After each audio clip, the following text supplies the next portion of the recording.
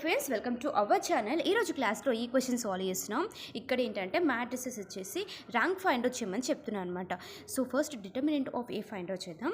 ఇక్కడ ఏంటంటే det of ఏని ఫైండ్ అవుట్ చేస్తే ఫస్ట్ రోని మనం బేస్ తీసుకుంటాం కదా, 1 ఇంటూ రోని కాలం తీసేస్తే 3 2 6 4 1 4 అండ్ నెక్స్ట్ -2 ఇంటూ రోని కాలం తీసేస్తే 2 2 4 4 1 0 అండ్ +3 ఇంటూ రోని కాలం తీసేస్తే 2 1 2 and 0 2 -4 4 2 4 8 and 3 + 2 is 6.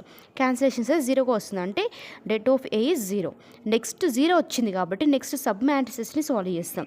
Sub matrices మనం ఇందులో ఏదైనా తీసుకోవచ్చు, అంటే 4 ఎలిమెంట్స్ తీసుకోవాలన్నమాట. 3 4 1 అంటే 2 3 ఇలా అనమాట. 1 2 2 3 తీసుకుంటున్నాం.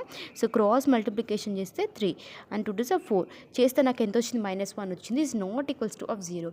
సో ఇది ఈజ్ ఈక్వల్స్ టు 0 వచ్చి నాట్ ఈక్వల్స్ టు ఆఫ్ 0 వచ్చింది కాబట్టి ర్యాంక్ నాకు 2గా వస్తుంది. ఎందుకంటే మనకు ర్యాంక్ అనేది 4 ఎలిమెంట్స్ వస్తుంది, 3 2 0 1. ఓకేనా.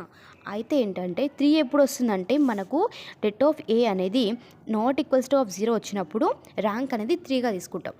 అండ్ ఇక్కడ ఈజ్ ఈక్వల్స్ టు 0 వచ్చేసి నెక్స్ట్ సబ్ మ్యాట్రిసెస్లో మనకు ఇక్కడ నాట్ ఈక్వల్స్ టు ఆఫ్ 0 వచ్చేసి నెక్స్ట్ సబ్ మ్యాట్రిక్స్లో మనకు ఈజ్ ఈక్వల్స్ టు 0 వస్తే అప్పుడు దాన్ని మనము 2గా తీసుకుంటాం ర్యాంక్ని. అండ్ 1 ఎప్పుడు వస్తుందంటే మనకి ఇక్కడ 0 వచ్చి సబ్ మ్యాట్రిక్స్ కూడా 0 వస్తే అప్పుడు 1 తీసుకుంటాం అనమాట. 0 అనేది మనకు మ్యాట్రిక్స్ 0 అయినప్పుడు 0 వస్తుంది. Thank you friends, my channel please.